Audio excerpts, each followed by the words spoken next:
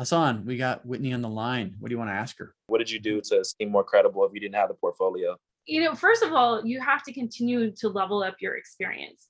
It's not linear. It's not like if you want to qualify for a 10-unit building, you now have to go buy 10 single family properties. It's maybe you buy 2 and then you can qualify for 10. And if you can qualify for 10, then maybe you can qualify for 20, right? So if you're going to do it all yourself, don't think in terms of linear numbers, think exponential. I always think double. If I can do 2, I can do 4. If I can do 4, I can do 8. If I can do 8, I can do 16. By the 6th property, I'm at 64 units. Hey, I'm Brian Briscoe, host of the Diary of an Apartment Investor podcast. And this podcast is different from everything else out there. I bring together new and inspiring investors on each and every episode and let the aspiring investors ask the questions that they need answered. And if you're an aspiring investor yourself, you probably have the same questions. So before you get to this episode that we have prepared for you, make sure you hit the subscribe button and that little notification bell to make sure you get notified every time we post a new episode. And now, enjoy the show. Welcome to the Diary of an Apartment Investor podcast. I'm your host, Brian Briscoe, and very excited for today's show. We've got another one of our Ask the Expert episodes with 2 really, really cool people on the line today. And, judging by the 20 minutes we've already talked before hitting the record button, I think this is going to be a really, really fun episode. Give a warm welcome, everybody, to Whitney Elkins-Hutten as our experienced investor and Hasan Abdullah as our aspiring investor. So welcome, guys. Thanks so much for having us on. Oh, thanks. All right. So Whitney, you're up first. We're going to talk about you right now. Do us a favor. Tell us about yourself. Give us an idea of your background, history, and what got you into this world of apartment investing. Yeah, definitely. So I'm currently where I'm at right now is I'm the director of investor education at passiveinvesting.com. We're a multifamily, or I should say private equity firm. We specialize in multifamily, self-storage, car washes, and hotels, mostly in the southeast portion of the United States. That is not where I started in my investing career. I don't have a background in real estate or a degree in real estate, degree in finance, or anything like that. I started off in 2002 as an accidental landlord. I bought a property with a significant other and the relationship fell apart pretty quickly. And a month later, and I had a house that was in dire need of rehab. YouTube didn't exist. So I had to learn how to refinish floors, do drywall, electrical, plumbing, all from the Home Depot 1, 2, 3 book. Fast forward 11 months later. I was going to ask you, what did you do without YouTube? But yeah, the Home Depot had the DIY books, and there were bookstores too. I remember going to lots of Barnes and Nobles for that stuff. But yeah. Oh, Home Depot and those were amazing. You could walk in and you could talk, and everybody on the floor was an expert in their particular area. And trust me, I learned a lot. Anyways, but I rehabbed that house, and 11 months later, turned a $52,000 profit. But what actually opened my eyes to real estate investing is that I had stuffed the property full of roommates because I was traveling for my public health job at the time. I was working in a contract with the CDC, and I hadn't been paying at all for my mortgage, my expenses, or anything. I had actually been pocketing money every month. Yeah. And so I was like, how many more of these deals can I possibly do? Call it live-in flipping and house hacking now, but combine those 2 strategies, did several more deals by myself, and then I met my husband. We did a few deals together, but then we really had to smack ourselves in the head because it took us 10 years to realize if we want passive income, we got to learn how to buy and hold. And so we scaled a single family rental portfolio and then hit another ceiling of achievement because we wanted to be able to step away very quickly from our day jobs to spend time with family. That's when we transitioned into multifamily investing, both actively and passively. It's really been the tango of the 2, the active and the passive investments that have been able to afford us the 5 freedoms in life. That's what I love talking about: financial freedom, time freedom, location independence, freedom of choice, and freedom of impact. Yeah. Yeah, I love that. So started accidentally, and incidentally, I talked to a woman last night at a local meetup who did something similar. She's got a 4-bedroom house and has 5 different roommates. A couple of them are sharing rooms, and she's like, yeah, I'm making like twice as much as my rent. But that's a great way to get into it. And I think something you said is very similar to what happened to me. Is it took me a long time to realize the gold mine that I had. It was probably 8 or 10 years after having a couple of single family homes that I was just like, oh my goodness, there's a lot of money in this. It took selling the first one to get my wife on board because, she saw $100,000 in the bank account and she's like, so real estate. But I think that happens to a lot of it. Yeah. It's just like we sold that and we just put it was $140,000 in our bank account. And that was her response, was like, so real estate. And ever since then, anytime I said I wanted to buy a property, she's like, yep, do it. So you said you hit a ceiling with your single family portfolio. Can you go dig a little deeper into that? What was that ceiling in the single family? Yeah, well, I mean, we actually had a few different challenges in scaling that side of the business, and we still have some of our single family portfolio. We've transitioned several of them into short-term rentals or midterm rentals now. But the first ceiling was we were investing in our own backyard. I mean, I don't know how many investors here have experienced it. Nowhere it could possibly be good to invest other than in your own backyard, right? Because where you live is like the most amazing thing since sliced bread. Yeah, for it's us, the best place Colorado, to start, is what I'd say. It's a good place to start. Yeah. I actually coach people to think, especially if you live in California or along, certain parts of the East Coast. I actually help people get involved in cash flowing areas from the get-go if they want to, if they want to kind of skip that first step. But we bought a house, pretty close to us, and I had never heard of bigger pockets. I did not know how to analyze a property for cash flow to save my life. Oh yeah. I was just so excited. It produced some cash, and then one day we were going to be able to sell it and make some money, right? That was the hope. And the first month, I think we made $400. We were managing it ourselves. We had to do all the repairs and everything. And then the first month, the toilet broke. And the second month, some other things happened on the property. I'm like, wait a second, we're going negative. And then I was like, I needed to really understand the return on our investment and our time. And that's when I was like, 2%? I'm making 2%? Yeah. At that point in time, I had my money in the bank with Ally that was making 3%. Yeah. I was like, I'm losing. So that was the first ceiling, was learning how to actually evaluate markets and get outside of our market, build a team, and actually start scaling. The second ceiling, much like what you experienced with your wife, my husband was like, you go do you. Yeah. I back you, honey, but please don't ask me to evaluate a property, go on any tours with you. This is not what I want to do. So I was doing this all kind of on my own. And I think I got a scale to about 30 single family properties between Indianapolis and Kansas City. And I was like, I want to be able to utilize this cash flow and step away and spend more time. We had a baby girl at the time. I wanted to spend time with her. I was taking care of family members. My mom was ailing. And I went to my husband and I'm like, hey, let's take a breather and let me start using some of this cash flow for a life now. And he goes, cash flow? And I showed him the financials and he was like, ding, I want some of that. Yeah, right. And at first I was like, yes, he's come to the dark side. And then I was like doing the quick math in my head. I'm like, you have all the benefits with your amazing government job. Yes. That means we need 80 single family properties. And I was like, no way. Yeah. This girl is not doing it. We gotta find a different way. Oh, but my ticket into multifamily is when I started spreadsheeting, and I was on. I mean, we're gonna talk about Hasan in a little bit, but he's Navy officer assigned to an amphibious ship, which is the type of ships you put Marines on. But about 5 years ago, I was sitting on an amphibious ship in the Gulf of Aden, and I started spreadsheeting, thinking, how many single family homes do I need to replace my income plus benefits?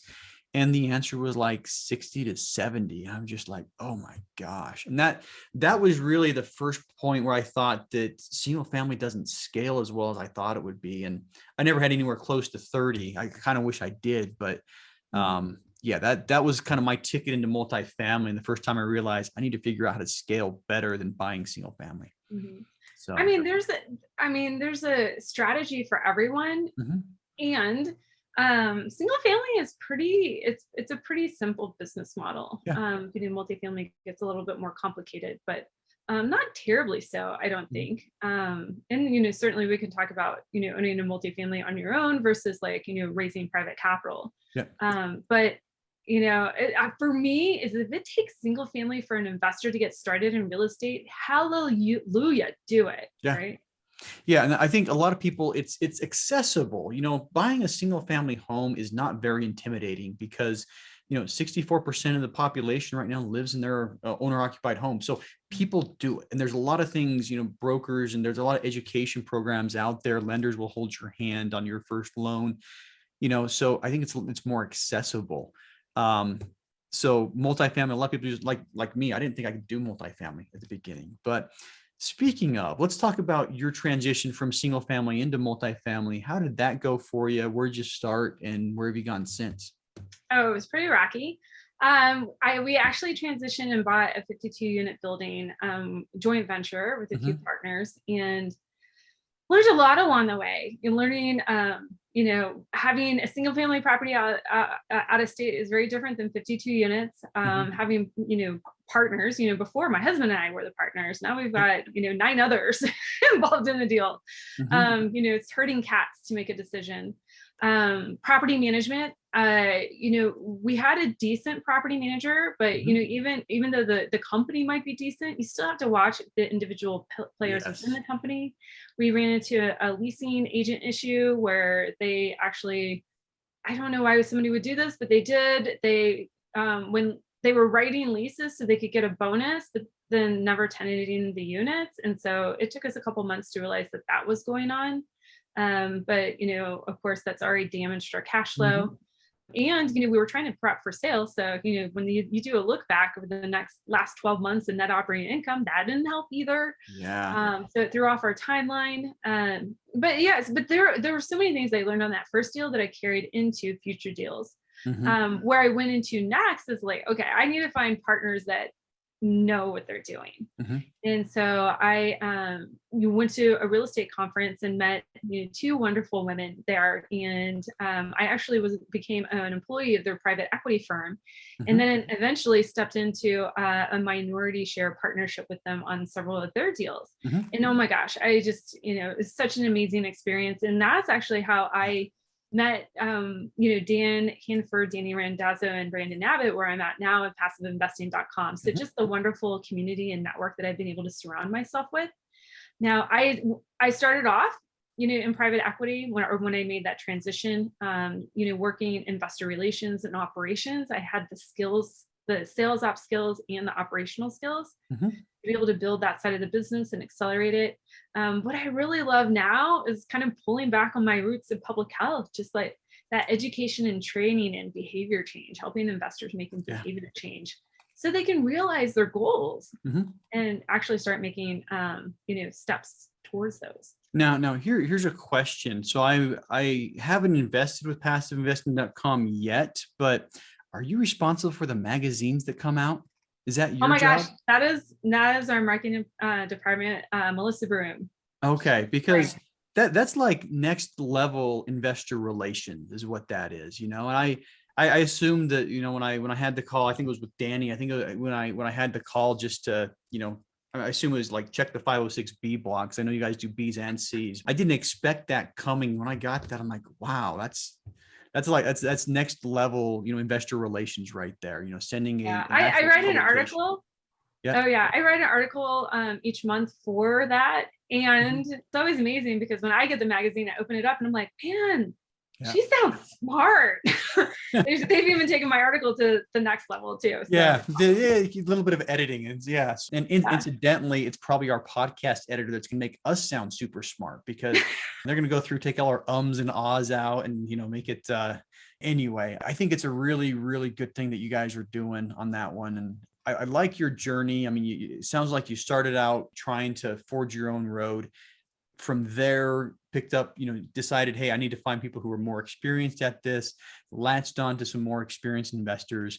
And now you're with passiveinvesting.com. And I know they're doing crazy big deals. When I say crazy big, I'm comparing to the type of deals that I've been doing, but I know they're doing a lot of really, really good deals.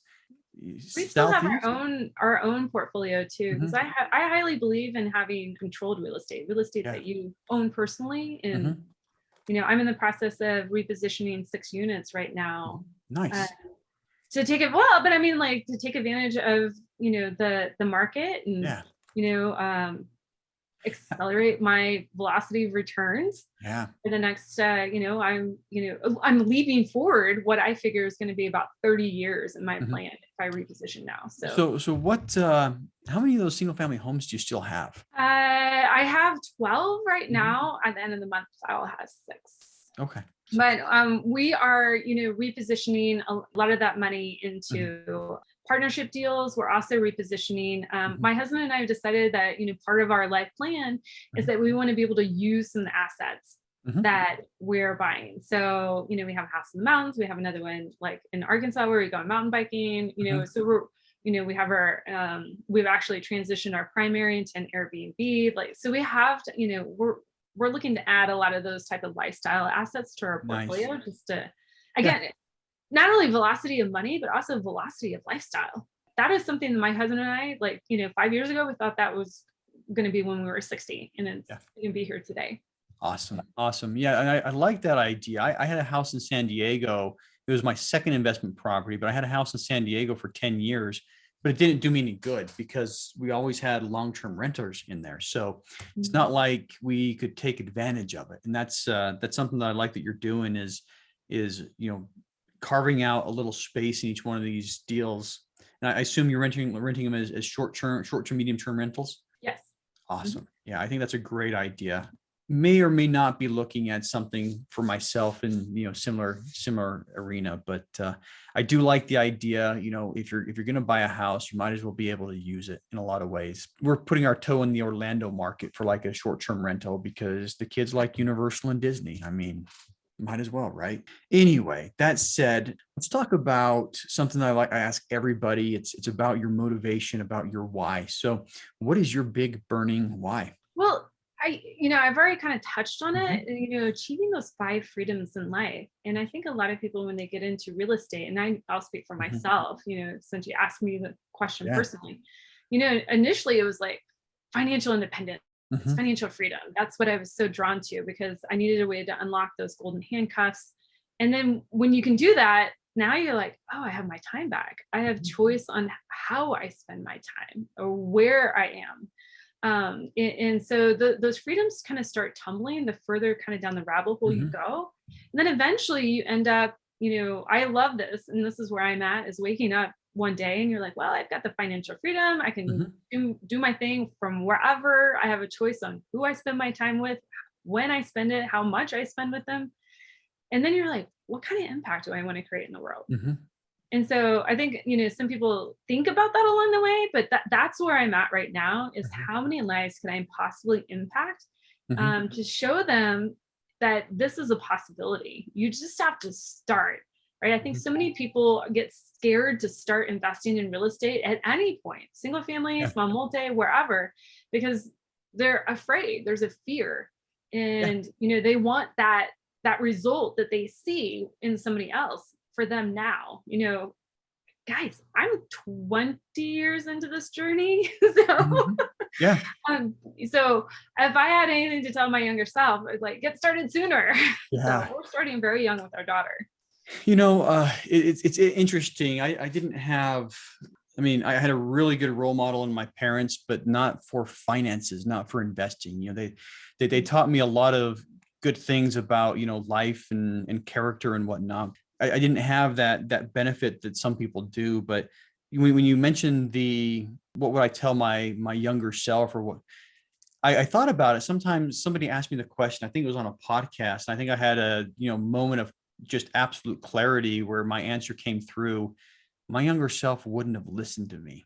My younger self wouldn't have, had the courage to do what older me said. But yeah, I'm trying to do the same thing with my kids, is get them to understand that, they need to put things in the asset column, early on. But anyway, that said, last question for you, and then we'll bring Hasan on. What's next for you?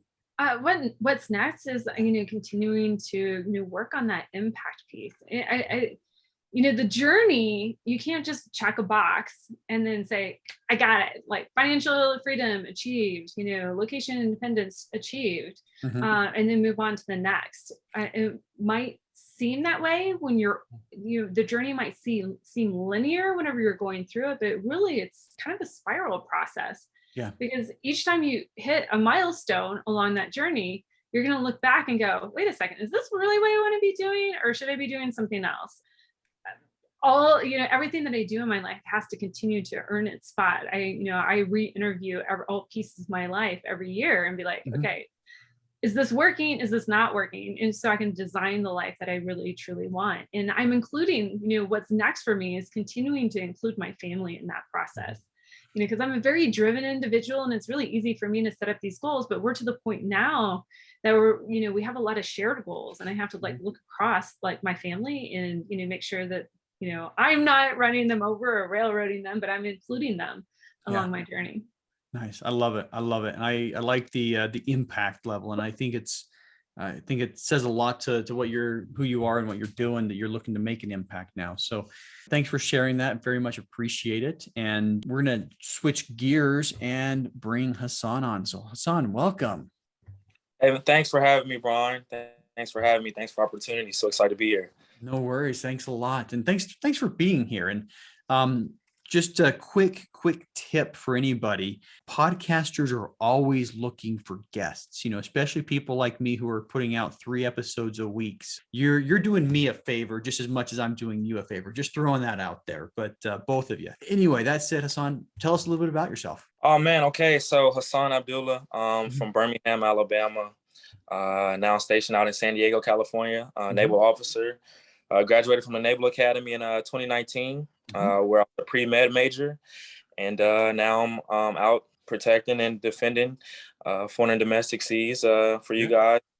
So that's a little snapshot of me. And, I guess did not expect to be here. It's, what I'm doing right now and investing in real estate. But here we are. So a lot of people would say, okay, Naval Academy graduate, you got your career as a Navy officer, the future looks bright. Why real estate? Oh, man. Okay. Well, let's take it a couple steps back. So one, if I had my dream, I would be in the NBA right now, right? I wouldn't be on like the Admiral, right? Right. There we go. I didn't even know what the Naval Academy was. Like I said, I'm from Birmingham, Alabama. So all we know is War Eagle and Roll Tide, right? Even understood the Naval Academy was a school, how prestigious it was. Nothing was on my radar. So fast forward through, basketball, and I play in AAU. I got recruited to go to the academy. Now I'm at the academy and I'm like, hey, I'm interested in medicine. I'll be a doctor. So, 19-year-old me is like, hey, at 25, I'll be somewhere in med school. That didn't work out the way I wanted to. So now I'm in San Diego and I'll be an officer and I use that as a career and, make the family proud. And now I'm like, I want to do real estate. So to how did I get to the real estate the piece? I think it was just kind of like spending time with myself, just, being honest with myself and, what do I want to do? What make me happy? And, really, it was, generational wealth and time freedom. Yeah. I love that. What the recruiters don't tell you, right? And we were, for people listening, we're having a conversation prior to hitting the record button where I mentioned, I told my recruiter that I never wanted to be on a big ship. And I ended up with 1 year and 3 months of at sea time as a Marine. So, and I think same thing for you. I mean, one thing when I looked at your bio, I was scratching my head. I'm like, Naval Academy pre-med. Right. Yeah. There's only a very select few that come out of the Naval Academy and get into med school. And it's the Navy's decision, not your decision. Right. Anyway. So yeah. So real estate now, generational wealth, understand all that. So let's dive a little bit deeper into that. And I'm going to ask you about your big burning why. So go one step deeper into that reason why. I think, philanthropy is, what I want to do long term. I think, I grew up in an area where, I had a single mom. Survival mode, at a lot of times for those that I grew up around, it was kind of like the forefront of their mind, generational wealth, providing for their families long term. They couldn't even fathom that, you know what I mean? So I was fortunate enough that, I had a mom that cared for me and did a lot for dad as well that did the same. So definitely just want to give back and help take people out of survival mode and, kind of want to just be known as a person that gave a lot away, whether that be resources, mentality, help, financial help, whatever the case may be. Love it. I love it. Thanks. And thanks for sharing that. I appreciate it. So here comes my favorite part of the show where I get to sit back and largely listen. But Hasan, we got Whitney on the line. What do you want to ask her? For sure. Okay, so I have questions. Let me There break we up. go. He's pulling out a notebook and it looks like he's got 80 million questions on there. I'm just teasing. Right. Be a part of my handwriting if you could see my handwriting. Okay. I think a reoccurring theme that I saw, Whitney, was just doing a little research on you, is that you say success must leave clues. So can you just kind of go into that or dig a little deeper on what you mean by that, and kind of, what led you to saying success must leave clues? Yeah, so I actually ran across that quote. It's not my quote, from Tony Robbins, and I believe Tony Robbins actually got it from Jim Rohn, his mentor. But literally what it means is if you see somebody who's being successful, one, you're probably only seeing the tip of the iceberg. There's a whole journey and story that happens below the water.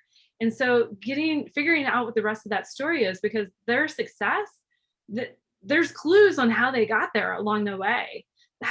This is why I love podcasting so much. And this is why I love blogging. I mean, those things weren't around when I got started in real estate. And so, but there was books, right? Like that information is very accessible. So and if you follow those success clues of somebody you're wanting to emulate or copy,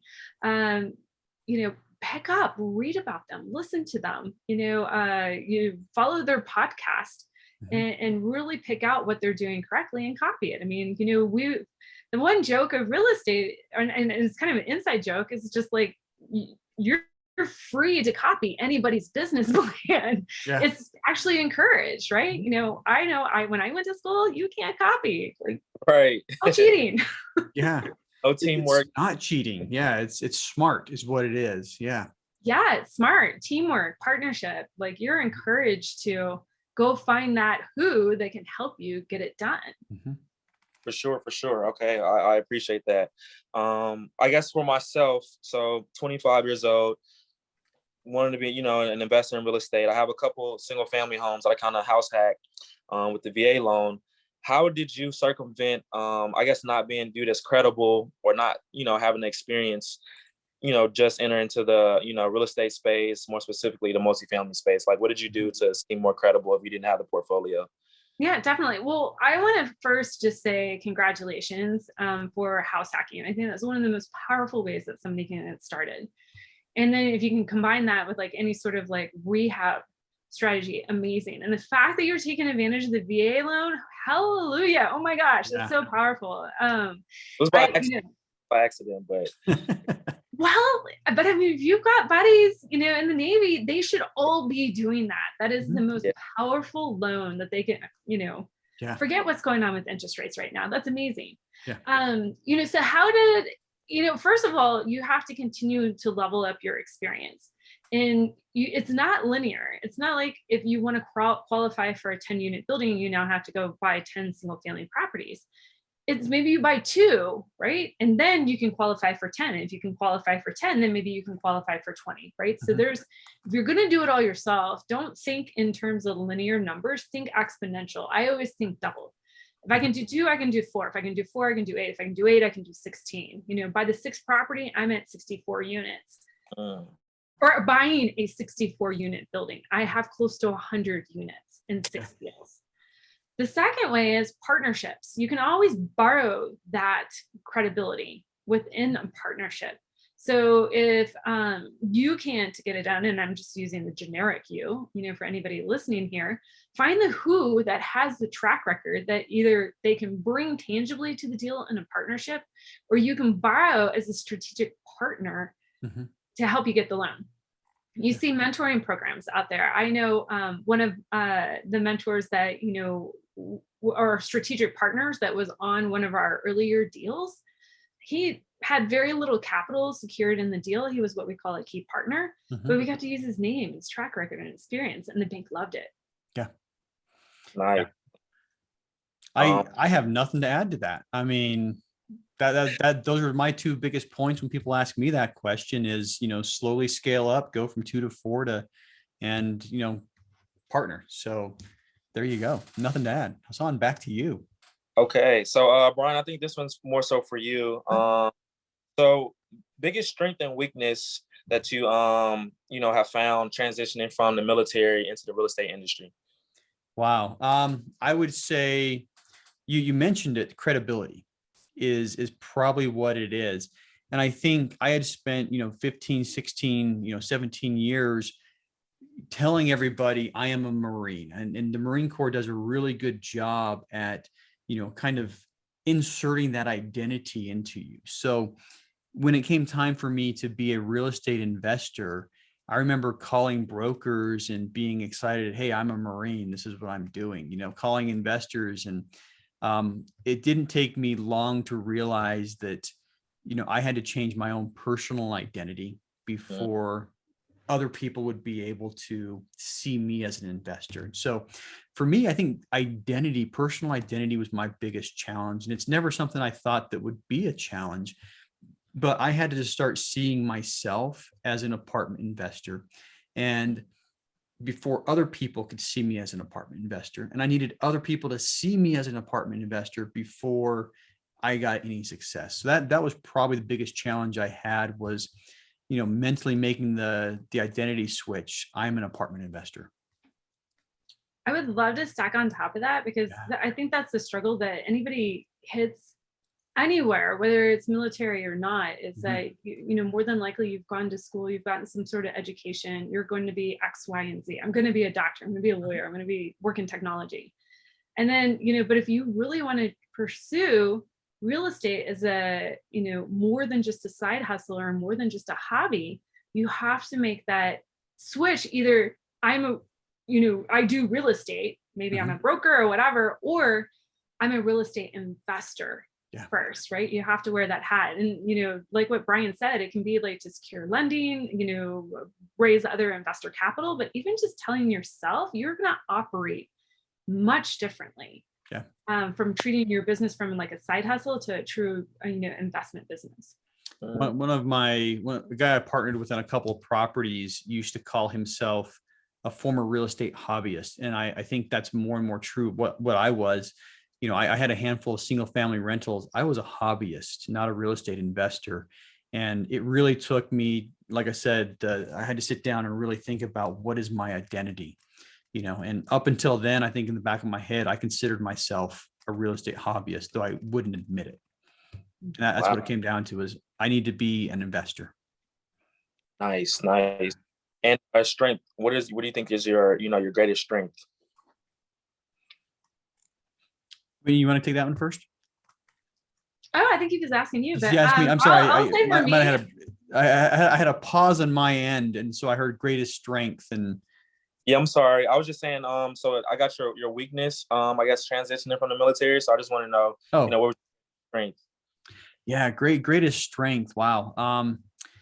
You know what? I think something that I've always been good at is educating and teaching. And when it comes to apartment investing, it's especially when you're raising capital, I think the education part is 9/10 of the battle. So if you're able to educate somebody on why real estate's a good deal, especially their first time investors, then you're usually going to be the one they turn to when they're ready to invest. So I would say my greatest strength is my ability to educate and explain things. Nice. Yes, you hit on raising capital. That's a huge, I guess, learning curve that I'm trying to, comfortable with, is the raising capital piece. So Whitney, back over to you. I guess, how do you plan to take advantage of the current state of the economy, all the rumblings in the news about the crisis that is looming or that's already here? For someone like me or for the listeners out there, how do you feel like we should prepare, or what are you doing to stay on top of it? Yeah. So, I think going back to basics, going back to principles.